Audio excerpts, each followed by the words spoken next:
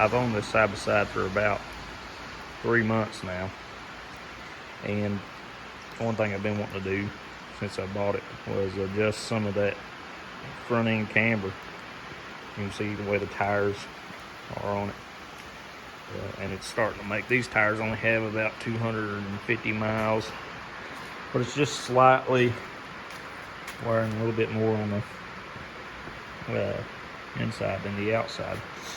So I'm going to adjust it some. I read on forums and stuff where it says you can't adjust the camber.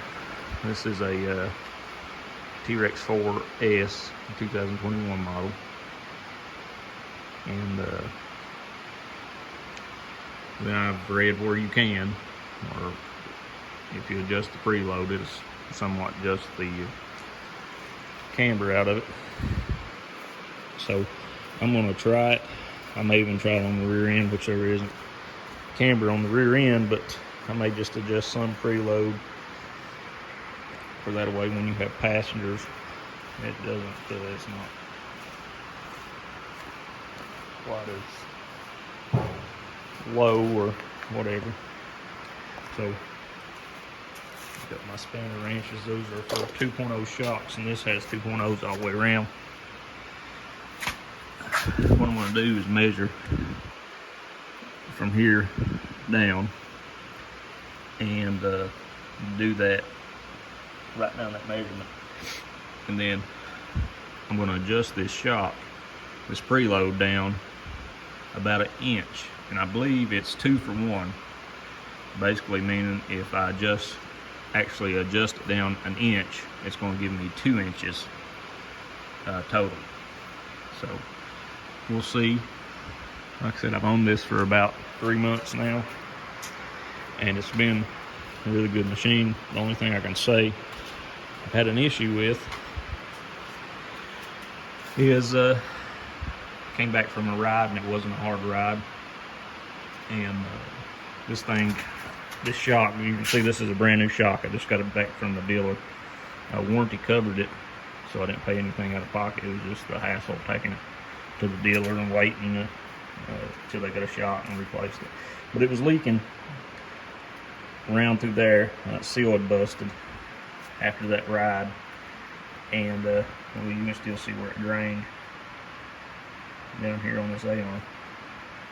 But I asked the mechanic down there if that was common, that, because you know, you read everything on the forums, and everybody, I posted it on there, and people were like, well, that happens all the time.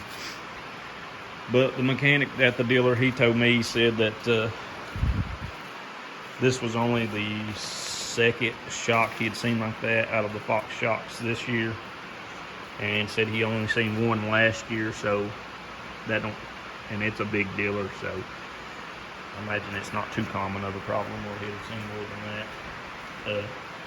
But anyway, the warranty replaced it, and there's also discussion on whether the S model is smoother riding than the regular LE or this base model.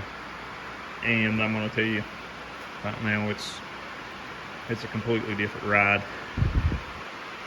Not necessarily because the shocks are bigger on front and there's more travel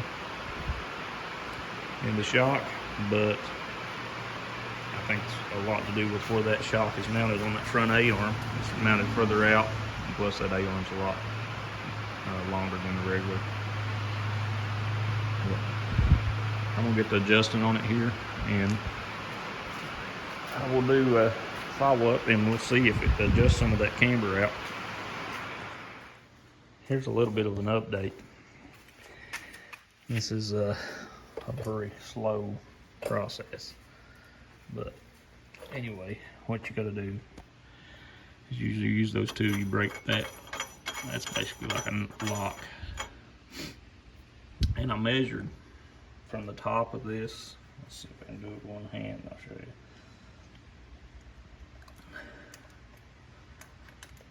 Put that back down. I'll show you how I measure. Okay, before I even broke that loose,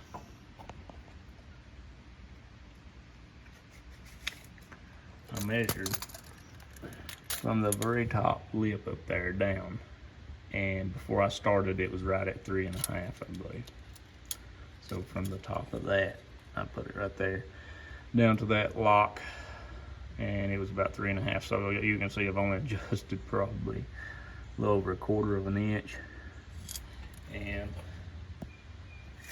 I've been adjusting for a little while. But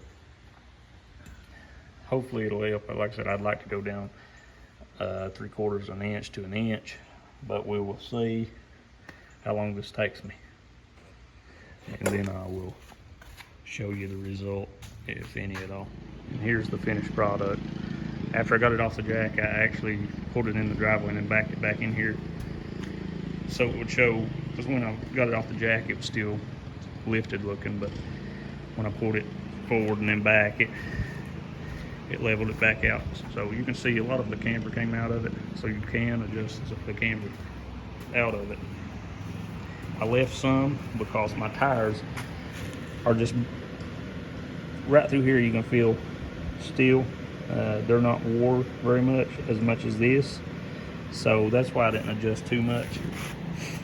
And plus, I'll show you, I measured from this lip down to this lock on each side factory. It was 3.5 inches.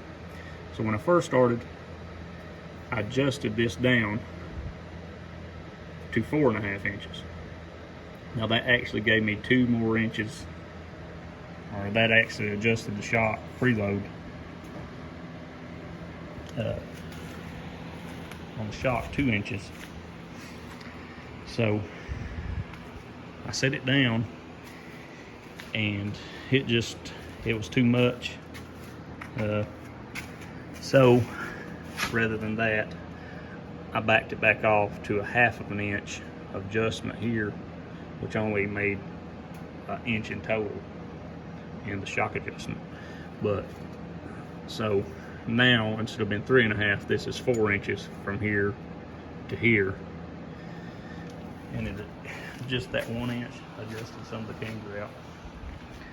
And I'm gonna drive it there like that for a little while, and I'll see how the tires wire, and it may make them wire, you know, all the way around same. It also lifted the front end quite a bit, or an inch, give me an inch of ground clearance. Now when I adjusted it 2 inches down, you could tell it was lifted up pretty high, but it did like the lift kits does, it sucked those tires in, and I didn't care much for that either. So I just went with 1 inch adjustment down.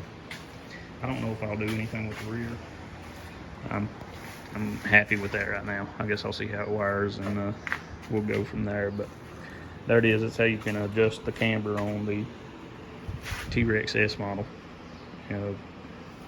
Short, I'm gonna get a little bit stiffer ride, but I can adjust those shocks. I can adjust the softness on the shocks. And I also lost an inch of downward travel in the shock, but I'll take it to keep my tires wiring the same. Anyway, it won't be long. I'm gonna do a walk around video. I'll show you, I'll get it cleaned up, show you everything that's on it, everything I put on it. So that way, if anybody likes my setup and wonders where I got the stuff on it, I can show them.